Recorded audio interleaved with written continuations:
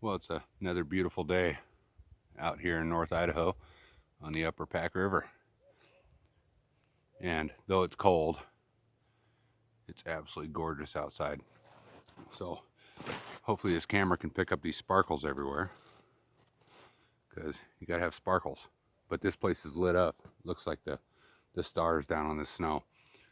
And it's we got some weather coming in, so I thought I'd take advantage of gathering water and take you along that little journey, how I do it. But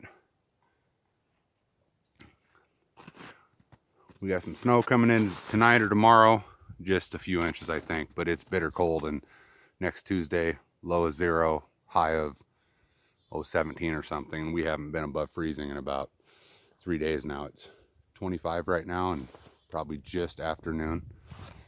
And it's probably gonna only, I don't know, 2 or 3 more degrees today. But it sure makes a pretty atmosphere. Trying to work around this snow here and not make you dizzy.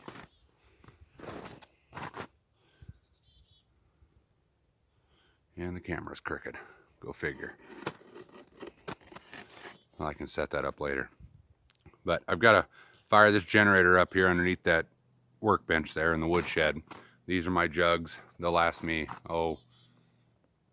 2.5 weeks. Yeah, we'll just call it 20 days, 18, 20 days. And it's about, 50 gallons. And that's basically for drinking and doing dishes and whatnot and feeding the critters or watering the critters. So thought I'd show you how I do this, and it sure beats the hell out of my first 2 years up here where I had to load all my jugs in the back of the pickup and take them somewhere to fill them. So having a well drilled was sure nice. Now I've got to let this thing flush for about 5 minutes because I only fire it up, like I said, about every 18 to 20 days. God, can you hear those birds?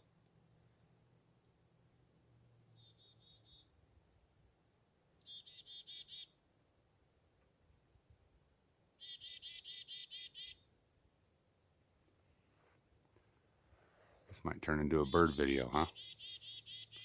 Sure is peaceful out here.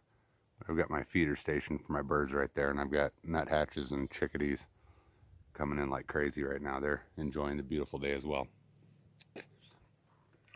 Okay, where did I leave off? This well's approximately 60 feet deep, and I figure that casing there is 6 inches, so it holds about a gallon a foot. So I've got to pump about 60 gallons out of that thing because it's been sitting stagnant for so long.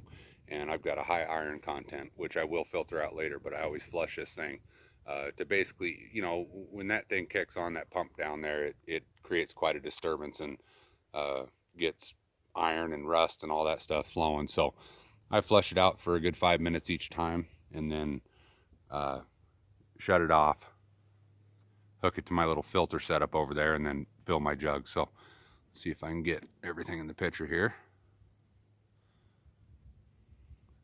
I think so. Close enough for now. And I'm going to flush this system.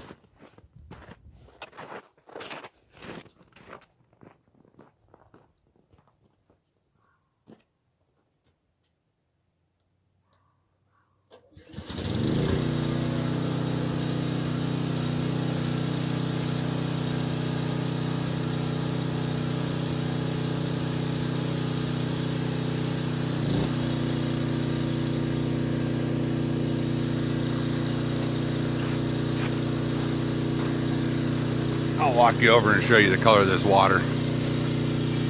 See if I can do this.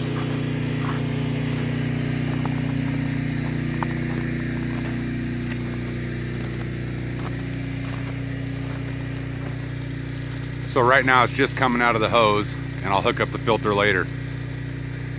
But it's got quite an orange tint to it, and it takes about, like I said, 5 minutes to get rid of all that until it's clear. But the reason I use the filter, it's a 5 micron filter. It filters out any of the remnants of that stuff, because I will end up with a little bit of a film at the bottom of my jugs if I don't. So it cost me about $10 every 3 months for filters, so can't go wrong. All right, the well is pretty much flushed out now. I might crop and edit this thing a little bit to make it shorter.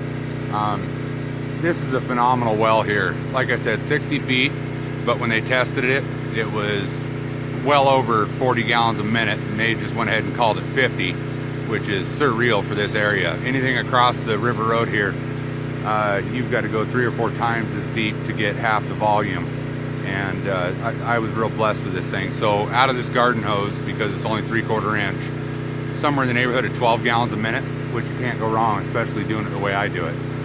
But the way that this well produces, basically the recovery rate is, I could pull 40 gallons a minute out of that thing all day long and it would keep recovering. So I'll never need all that. So now I'm going to shut the well pump off because I don't have a pressure switch on it, and I blow a fitting somewhere down underground. So I've got to shut that off first, and then I'll hook up my filter and then get to filling my jugs.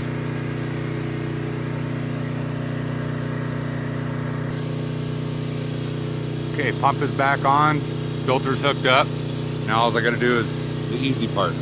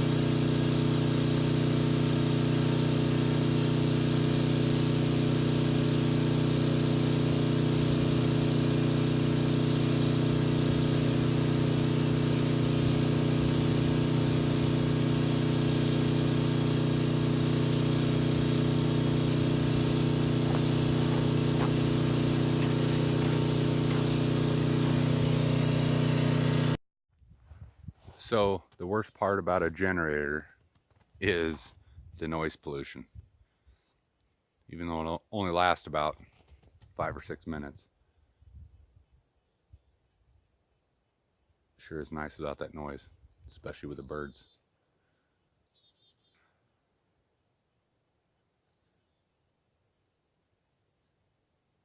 So I'm glad I got this taken care of today because my fingers are frozen and it's like 25 degrees.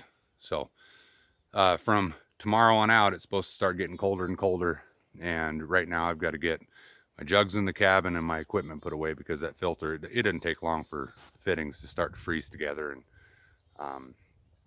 but it's just the joys of living in the beautiful north.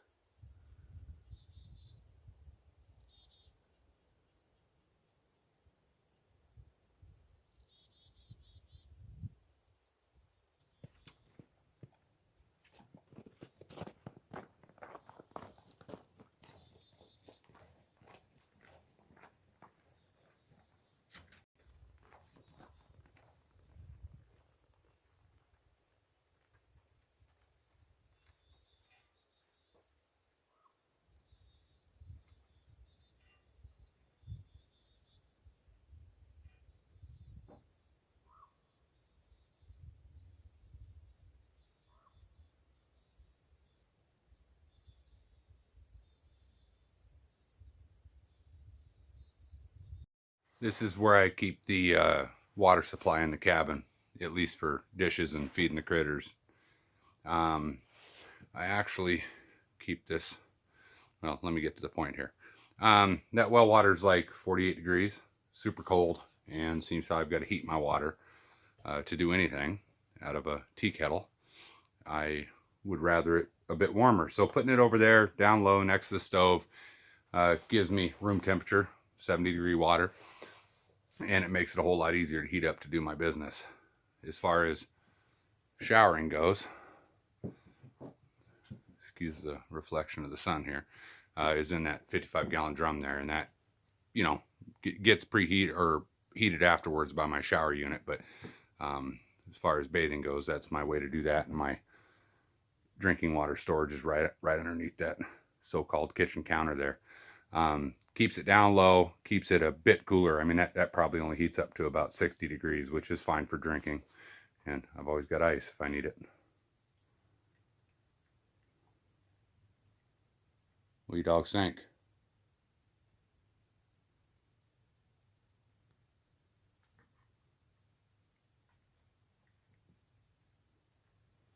They're thinking it's a beautiful day but cold. I'd like to stand out in that sun a bit, but they want to come back in pretty quick like. Huh, puppies? Wait, Buckaroo. Yeah, he doesn't like being on camera. Maybe he does. You guys are good puppies. You are. Love you guys.